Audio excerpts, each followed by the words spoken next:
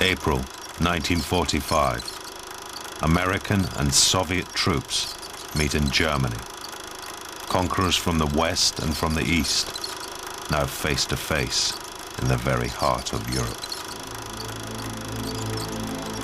Brought together with a common purpose, the defeat of Nazism, they celebrated their joint victory, toasting an end to war, toasting cooperation now between East and West.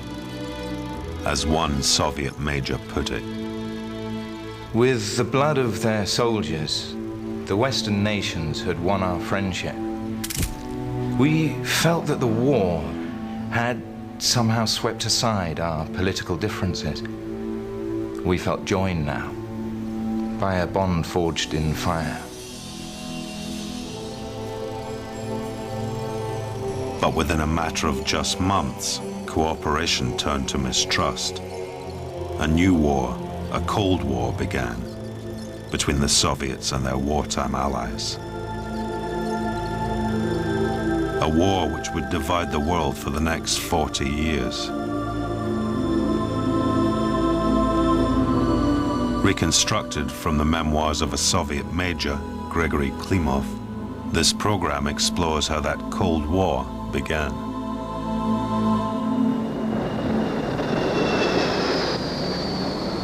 In May '45, fresh from the victory parades in Moscow, Klimov had returned to Berlin, where he'd fought with the Red Army in the war's last few climactic weeks. His job now was to join the occupying forces in Germany's once proud capital.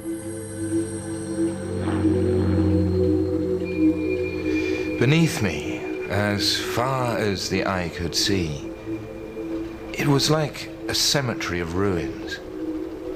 In the fighting, I'd not been aware of the scale of the destruction. But from the air, Berlin was like some dead city. I felt no pity for the Germans. I reminded myself of what they'd done to us. How Russian farmers would for many years find the bones of Soviet soldiers in their fields. But equally, I wondered what good we could do here.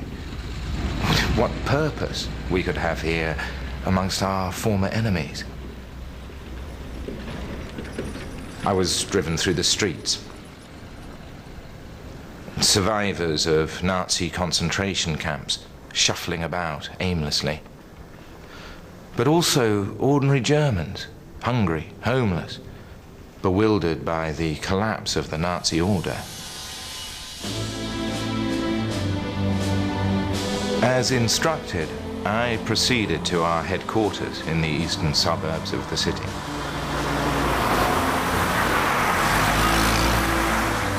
Klimov paints a vivid picture of his time with the Soviet army in Berlin.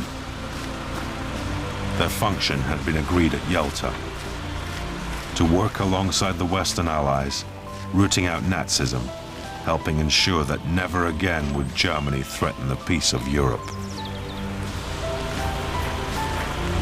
It was a job in which they took no small satisfaction. Target practice, eh, comrades? Certainly, comrades.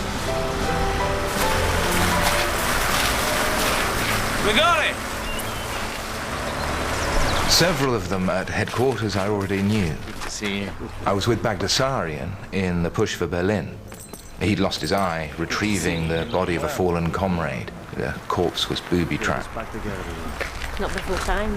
Valia Grinchuk I'd met in Moscow. The Nazis had butchered her family. She joined the partisans, learned how to kill. It was, you can imagine, not easy just turning off that hatred.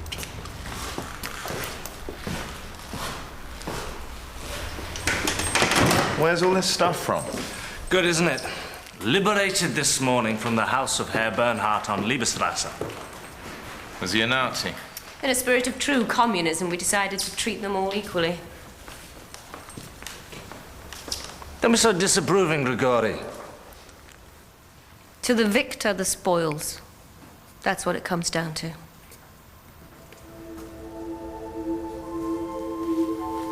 Officially, the Soviet Union had asked for $10 billion in reparations from Germany. Goods in kind to repay some of the damage they'd suffered. German factories were transported back to the Soviet Union, brick by brick, machine by machine. The Allies, the Americans and British, did not disapprove. Few underestimated the scale of the Soviet sacrifice. 25 million Soviet citizens dead, 1,700 towns, 70,000 villages destroyed. The Red Army had borne the brunt of the fighting, and Uncle Joe Stalin, the Soviet leader, was as much admired in the West as he was by most in the East.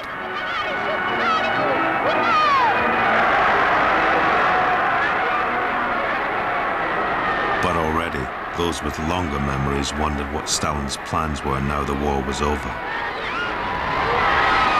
Because Stalin was not just a revered war leader, he was a dictator, a tyrant. In the 1930s, he'd killed as many Russians as had died fighting Hitler. For Klimov and others like him in the Soviet military, the future was viewed with hope, but also anxiety. You see, for many of us before the war, we had hated our country, what the communists had done to it. The war changed everything. It gave us a reason to love Russia, to feel proud. The day the war ended, I was in Moscow. I was with Valia. We were swept up together in the crowd, in all that joy. And I remember thinking that this was our victory, not Stalin's. And I remember praying that in this new dawn, we could be something better now. That he would let us be something better than we had been before. I hoped that in Berlin I would see this dream put into practice. Germany had been divided into 4 zones of occupation. Berlin, the capital, lay in the heart of the Soviet zone.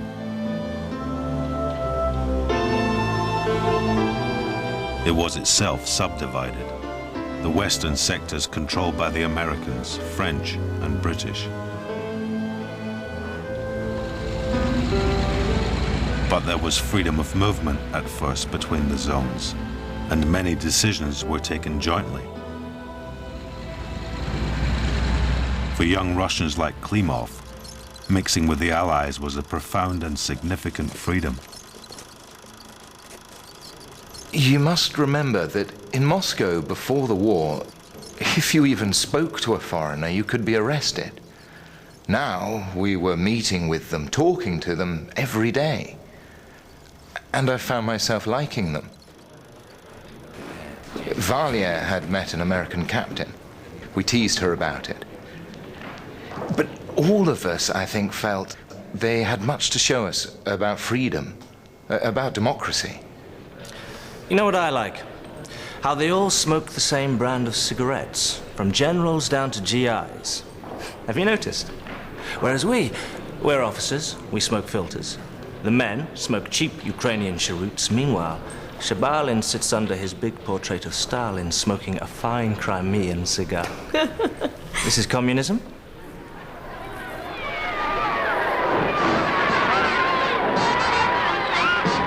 By comparison to the Soviets, the Americans had come out of the war in good health. Victory found them relatively undamaged. Their economy more than doubled in the war years, ready to exploit new markets. And just before Truman's meeting with Stalin in Potsdam outside Berlin in July '45, he learned another reason to feel confident. The Americans had just tested the world's first atomic bomb.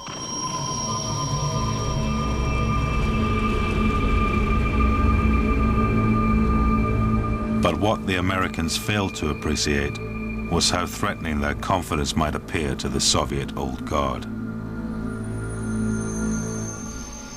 When I look back, of course, it was obvious from the start how Our friendship with the Americans would never be encouraged.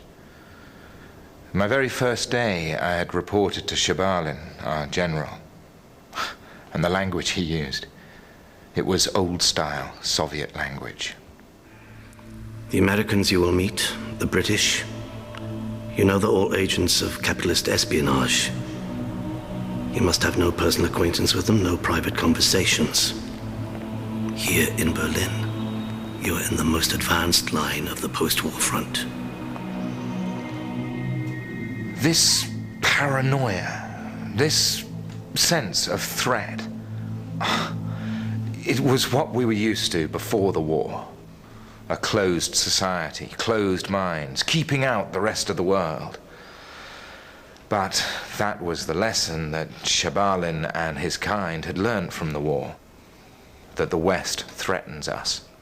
The Americans, the British, the Nazis, it makes no difference. Here in Germany, our job was to build a barrier against that threat. Right from the start, this was the Soviet policy in Eastern Europe. As the Red Army had swept west into Poland, Romania, Hungary, Czechoslovakia, Stalin had seen emerging a belt of territory under Soviet control, securing Mother Russia against any future threat.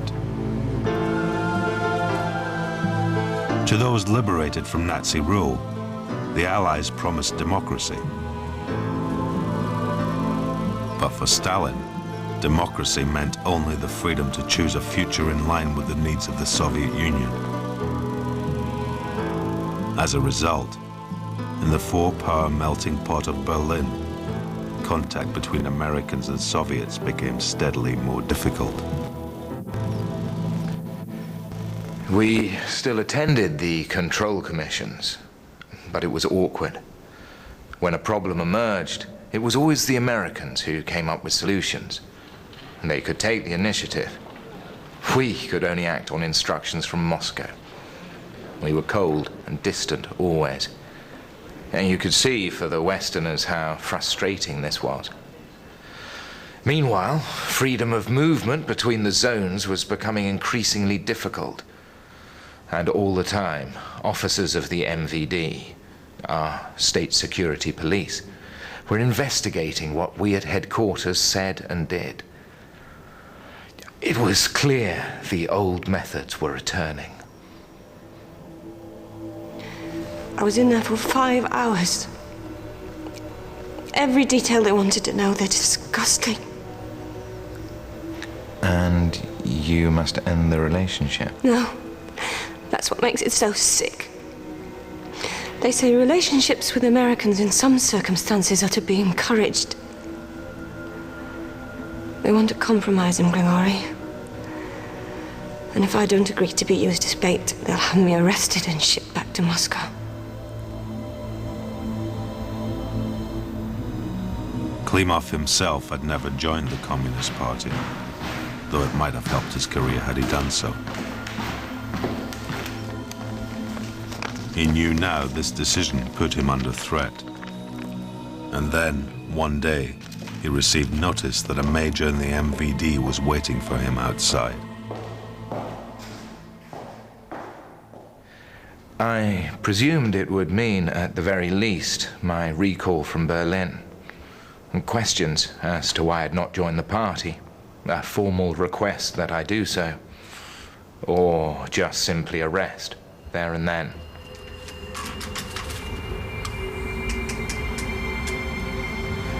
I remember feeling this emptiness in my stomach.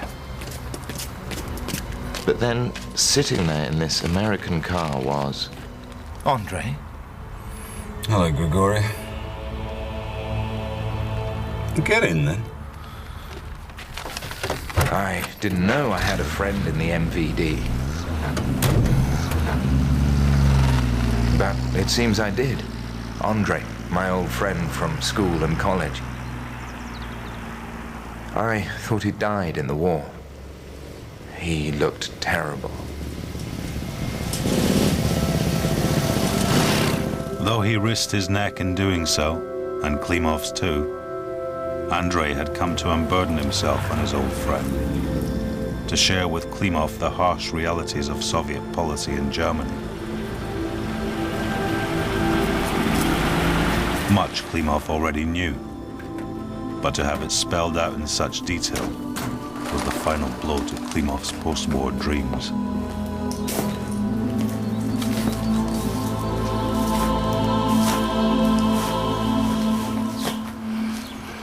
Do you know what it means, the democratization of Germany? All the bakers and sausage makers are to be sent to Siberia. The property owners are to be liquidated as a class. Do you know how we purged Berlin after the fighting stopped? It took just one night. 30,000 people taken from their beds and sent straight to the gulags. Even before our troops crossed the Oder, we had the lists prepared. During the war, I killed, I don't know how many Germans. I was on special duties. We didn't take prisoners. But you know what we're doing now? We're killing the German soul.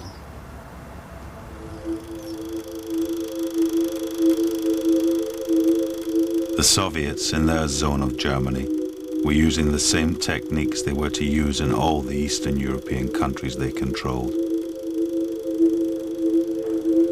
At first, apparent democracy. Elections were held. But when the communists failed to win enough of the vote, more underhand methods began. The merging of the German Communist Party with the parties of social democracy, then the purging of Democrats from within.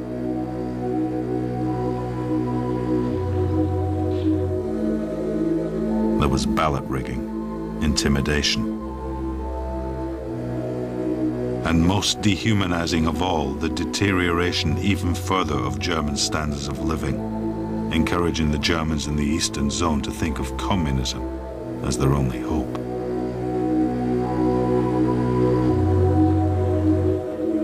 Despite the terrible winter of 46-47 and the famine that followed, there was no relaxation of the hard Soviet policy of forced reparations.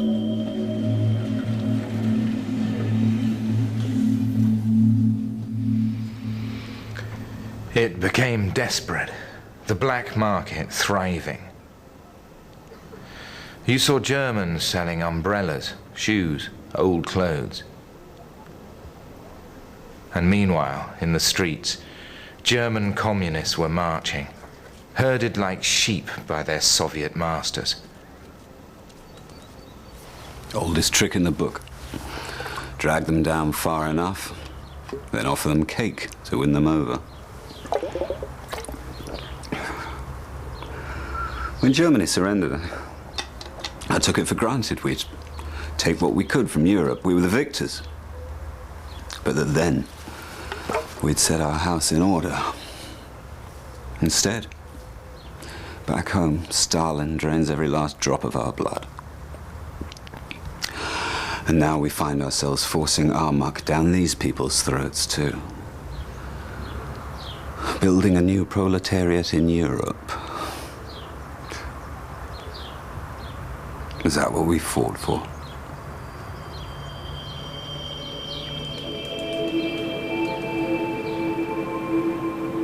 The problem of Germany brought into focus divisions in the wartime alliance. The Western Allies looked to the east and saw no longer an army of liberation, but a conquering army digging in. And in their own zones, the ruins a breeding ground for communism, they saw how Soviet influence could spread still further. And so, by necessity, their attitudes towards the Germans, their old enemies, began to soften. In the British zone, rather than dismantling factories, industry was encouraged once again to get the German economy rolling.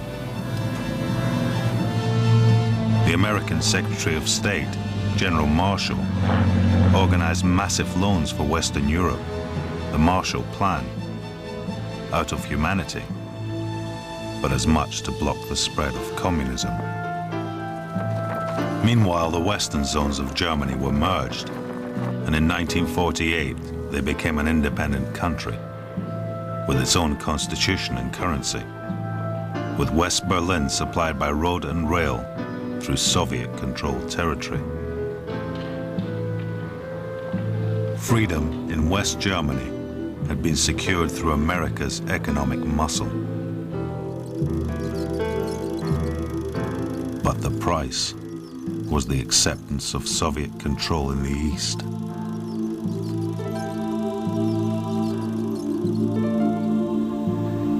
We were left with only the memory of the time when Russians had been welcomed as liberators and allies. All the sympathy Russian soldiers had won in the world, gone. We'd wanted a breathing space after the war. But already we could see new storm clouds gathering, and our hearts sank. We thought back to the way we judged the Germans in 1945. All the same, all guilty. Well, what about us then, wearing this uniform? Would we one day all be judged guilty too?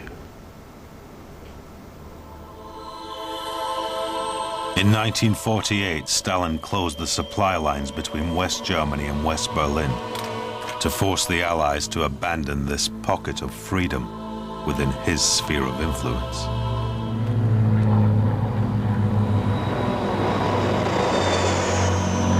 In this, the first test of the Cold War, the Americans showed their resolve, organizing an airlift on an astonishing scale.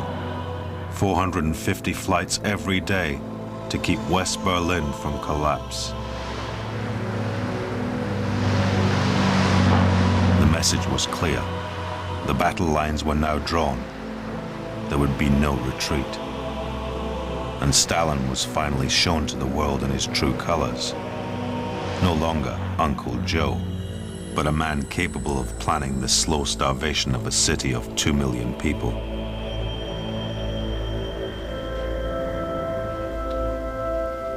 But that was a lesson Klimov had learnt long before. He'd already made his choice. One morning, in early 47, he'd taken off the uniform which caused him such shame. He'd burnt his papers, and dressed in unfamiliar civilian clothes, he'd disappeared into the streets of Berlin to seek amnesty in the Western Zone.